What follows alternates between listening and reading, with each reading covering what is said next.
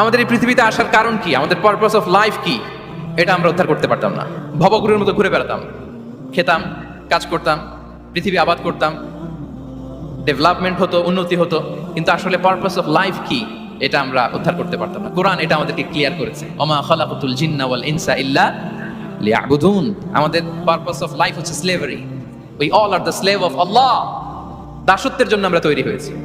আর most interestingly, life after death, এটার ব্যাপারে আমাদের ক্লিয়ার কাট কোনো ধারণা থাকতো না।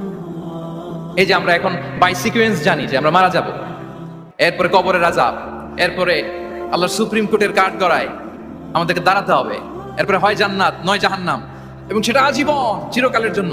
In detail life after death সম্পর্কে আমাদের নিজেরা চিন্তা, গবেষণা, রিসার্চ করে কি এটা জানা সম্ভব ছিল? বলেন, কথা বলেন, কথা বলেন।